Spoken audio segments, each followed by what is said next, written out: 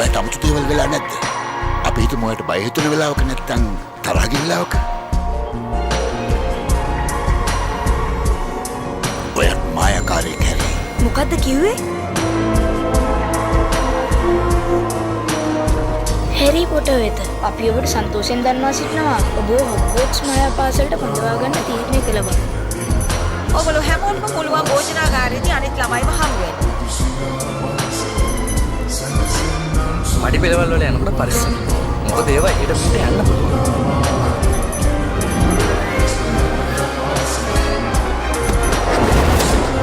සුබ සන්ධ්‍යාවක් ළමයිනේ. මගේ විෂය කොහොමදින් උගන්නන එක. තමන්ගේ දකුණු අත මෙහෙම තියලා උඩට කියන්න. උඩට.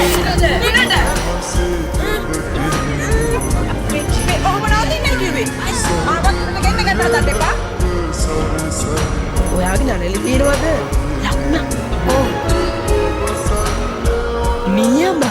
හැරි පොටර් අපේ අලුතම තාරකා. කිසිම කෙනෙකුට අඳුරු වනාන්තරයට ඇතුල් වීම සම්පූර්ණයෙන්ම තහනම්.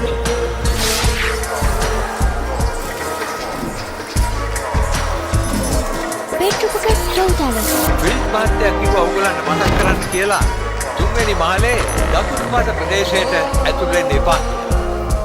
කෙනෙකුට වේදනාකාරී අත්දැකීමකට මුහුණ දෙන්න ඕන නම් ගියාට කමක් නැහැ. ජෝනේ කුඩට ඇවිල්ලා. ඔයා මේ කාරණේ හොඳට තේරුම් ගන්න ඕනේ. අපි හිතන තරම් හැමෝම හොඳ නැහැ. ඔය දෙන්න ආවේ නැතත් මම මගේ කාමරයට යනවා. ඔය දෙන්න එක හිටියොත් මාව ආපහු කරදරයක වැටෙනවා. ඔයාලට ඕන නම් තනියම මැරෙන්න. එයාට ජීවිතය ගැන ගොඩක් දේවල් ඉගෙන ගන්න තියෙනවා. මට නම් හොඳටම පැහැදිලි. අනාගතයේදී ඔයා ශ්‍රේෂ්ඨ මායාකාරයෙක් වෙයි කියලා.